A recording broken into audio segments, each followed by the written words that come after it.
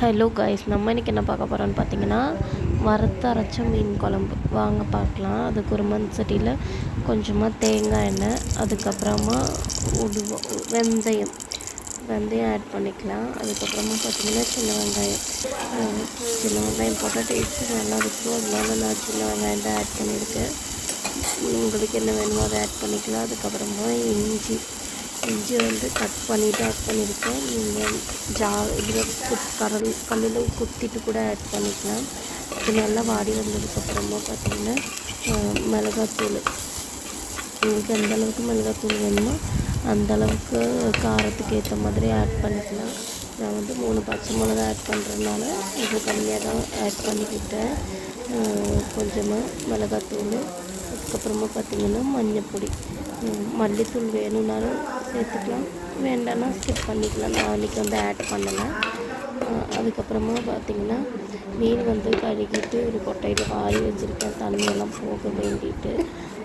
இது பச்சை ஸ்மெல் போனதுக்கப்புறமா குடம்புளி தண்ணியில் போட்டு ஊற வச்சுருந்தேன். 10-15 நிமிஷமாக அதை வந்து ஆட் பண்ணிக்கிட்டேன். ஆட் பண்ணிவிட்டு தண்ணி ஊற்றிட்டு நல்லா கொதி வந்ததுக்கப்புறமா பார்த்திங்கன்னா நமக்கு வந்து மீன் ஒன்று இட்டு கொடுக்கலாம். அதுக்குள்ளே வந்துட்டு உப்பு காரம் எல்லாமே கரெக்டாக இருக்கான்னு ஒன்று செக் பண்ணிக்கலாம். அப்புறமா நான் இப்போ தான் உப்பு ஆட் பண்ணுறேன். நீங்கள் ஃபஸ்ட்டு கூட உப்பு ஆட் பண்ணிக்கலாம். அது நல்லா கொதி வந்ததுக்கப்புறமா பார்த்திங்கன்னா மீனை வந்து ஆட் பண்ணுறேன். மீன் வந்து கண்ணன் ஐலன்னு சொல்லுவாங்க, இங்கே வேறு ஊரில் எப்படி சொல்லுவாங்கன்னு எனக்கு தெரியல. அதை ஆட் பண்ணிவிட்டு பக்கத்து அடுப்பில் வந்துட்டு தேங்காய் வந்து வறுத்துக்கிறேன். அதுக்கு வந்துட்டு கொஞ்சமாக தேங்காய் எண்ணெய், அப்புறமா சோம்பு, பெருஞ்சீரகம்னு சொல்லுவாங்கள்ல, அது நல்லா இது வந்து கொஞ்சம் கரிஞ்சிடாமல் பார்த்துக்கோங்க. அதுக்கப்புறமா அது கூடவே வந்து தேங்காய் வந்து ஆட் பண்ணிக்கலாம். தேங்காய் ஆட் பண்ணிவிட்டு நல்லா ட்ரை ரோஸ்ட்டு, நல்லா வறுப்படணும் இல்லை, ஒரு லைட் அந்த ஈரப்பதம் போனதுக்கப்புறமா மிக்ஸ் பண்ணிவிட்டு நல்லா வறுப்படணும்.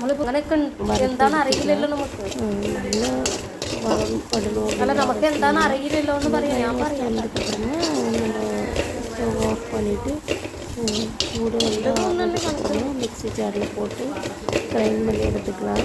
சிலவங்க இந்த மாதிரி வறுத்துட்டு ஸ்டோர் பண்ணி கூட வைப்பாங்க. பட் நாங்கள் வந்து அப்போதைக்கு தான் பண்ணிக்குவோம்.